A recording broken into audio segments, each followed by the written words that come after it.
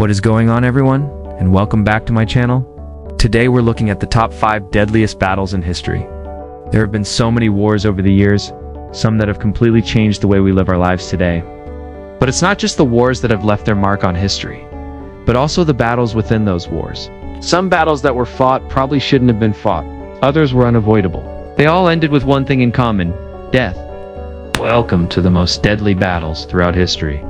Starting off in our No. 5 spot, we have the Battle of Stalingrad. This battle was part of the larger conflict known as World War II, which is by far the deadliest war in human history. The Battle of Stalingrad took place between August of 1942 and February of 1943, between the German and the Soviet forces.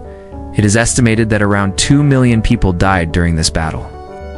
This battle for Stalingrad was a very important one for both sides. For the Germans, if they were able to capture Stalingrad, then they would control the oil fields in the surrounding areas. This would be a huge boom for the German war effort. The Soviets knew how important Stalingrad was, so defending it was key. If the Soviets were able to hold off the German advance or even push them back, it would show the world that the Germans could be stopped. For the Soviets, they had already suffered many defeats before this battle. To lose Stalingrad would be devastating. They dug in and they planned to fight tooth and nail for every inch of land. By February of 1943, the Germans realized that it was a lost cause, and they retreated from Stalingrad. The Soviets had won an important victory, and had proven that the Germans weren't invincible. But this victory came at a cost, a very high cost. An estimated 1.5 million Soviet soldiers were killed during the battle, along with another 600,000 German troops. Moving on to the Battle of the Somme, which also took place during World War I. This battle lasted from July to November of 1916. It was fought between the German Empire and the British Empire, along with some other allies. But the brunt of the fighting was done by the British and the Germans. Over 1 million soldiers were killed during the Battle of the Somme. What makes this battle stand out among all the others during World War I is that the first day of the battle is one of the bloodiest days in human history. On July 1st, 1916, the British launched an attack on the Germans. They wanted to break through the German lines, but they weren't fully prepared. They didn't have enough supplies, and they also didn't have enough support. This led to thousands upon thousands of casualties on the first day alone. There isn't any exact number on how many men were lost on that first day, but it is estimated that somewhere between 57,000 and 60,000. British soldiers were either killed or wounded. The French had planned to launch an attack on the Germans, and that would have helped the British out. But the French canceled their attack because they didn't know if the British would actually be successful. The British weren't successful.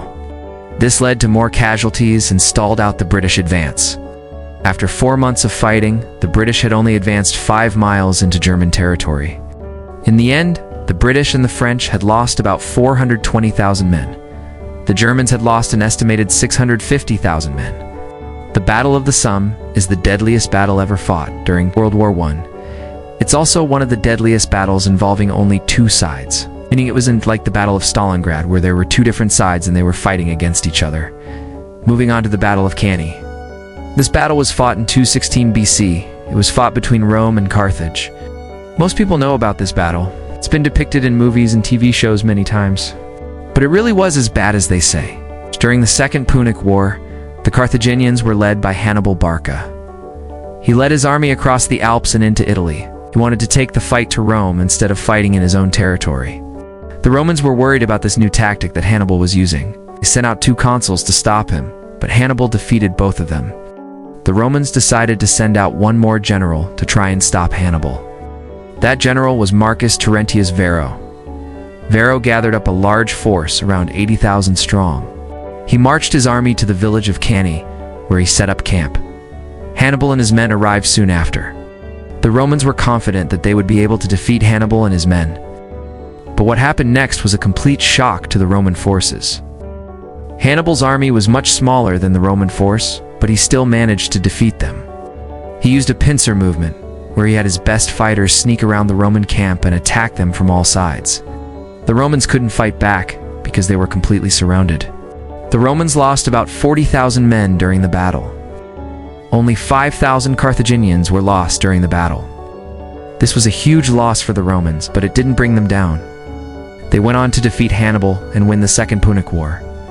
But if they hadn't survived the Battle of Cannae, who knows what would have happened. Moving on to the Siege of Leningrad. This siege took place from September of 1941 to January of 1944. It was part of the larger conflict called World War II. This siege was between Germany and the Soviet Union. It's said that around 1.1 million civilians died during the siege. The German army surrounded the city of Leningrad and began to bomb it from all sides. The citizens of Leningrad had to endure freezing temperatures while being bombed daily by the German forces. They were trapped and there was no escape. The German plan was to starve the residents of Leningrad out. At one point, the residents were only given one slice of bread per day. Also, the German forces cut off all food and supplies from getting into the city. Many people resorted to eating dogs and cats to survive. Eventually, the Soviet army was able to lift the siege, but it was too late for many of the residents of Leningrad. Around 1.1 million people had starved to death during the siege. The German forces didn't fully retreat until 1944. Moving on to the fourth spot on our list, we have the Battle of Gettysburg. This battle took place in 1863.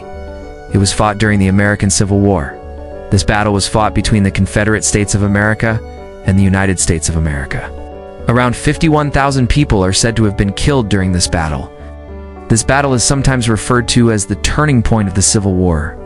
Before the Battle of Gettysburg, the Confederacy was seen as a threat to the United States. They were winning battle after battle. But after Gettysburg, the tide started to turn. This battle took place over 3 days, July through 9th, 1863. On the first day of the battle, the Confederates attacked the Union troops and forced them to retreat.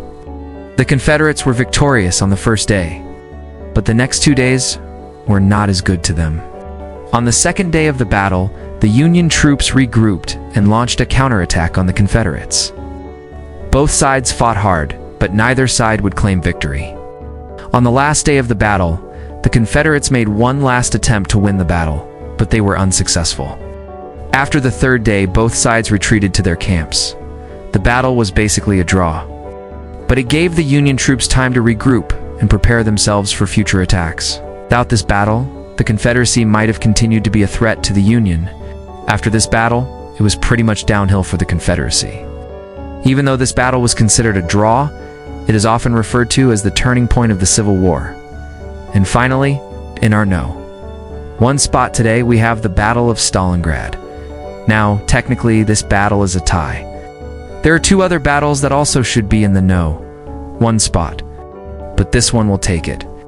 There's the Battle of Carthage, which happened in 1697. There were 2 rival Hungarian armies fighting against each other.